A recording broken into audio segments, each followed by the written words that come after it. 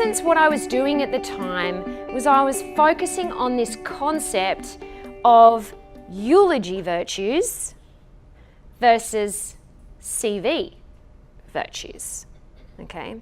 So eulogy virtues are more subtle. They are things like, I want to give back, this is what I want people to say at my eulogy, okay? CV virtues are more self-focused, which is like, I want to achieve this, I want to do this, I want to do that, etc., etc.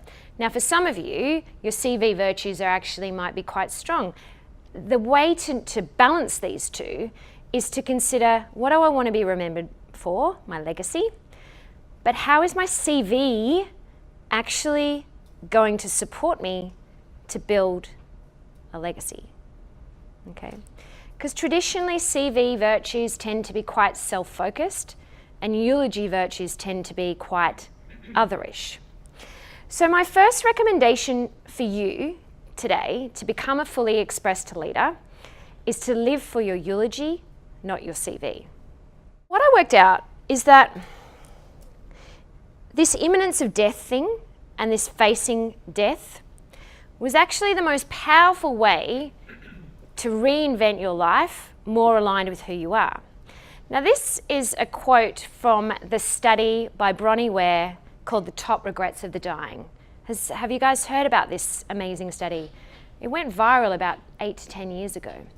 So what she did, she's a palliative care nurse in Australia. She's actually just based down in Byron or the Gold Coast or somewhere like that.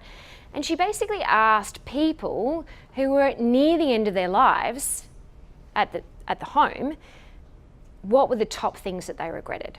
There was 5 of them. But this one here is the number 1 regret that most people have.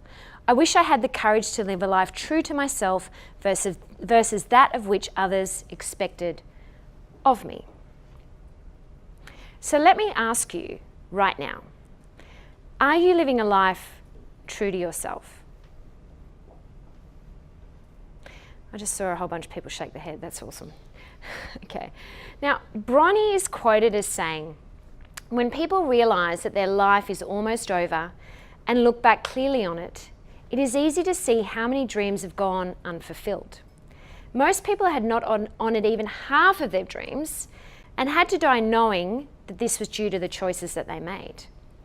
Health brings a freedom very few realise until you no longer have it. I wrote 2 versions of my eulogy. The first version was, if I keep going today in this current way, what's my eulogy gonna be? Then I wrote another version, which was my from the heart, verbole, aspirational version, which was really centered on, if I wasn't afraid, what would I want to create? And I know there's many of you in this room that have read my book, so you've read what that actually is.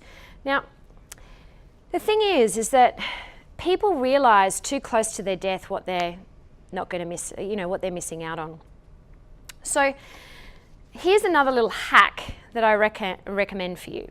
So focus on your CV virtues, look after your CV, but start to consider how that is in context of your eulogy and whether that is really focused on you being courageous to live a life true to you.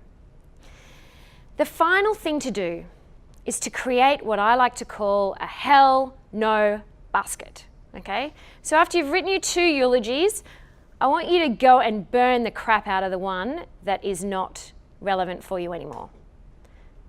And then I want you to start to take incremental baby step actions. Baby steps. It might mean volunteering at a soup kitchen, it might be spending more time with your kids, it might be doing a new course or a degree, or having a conversation with someone or sending an email, much like what I did here.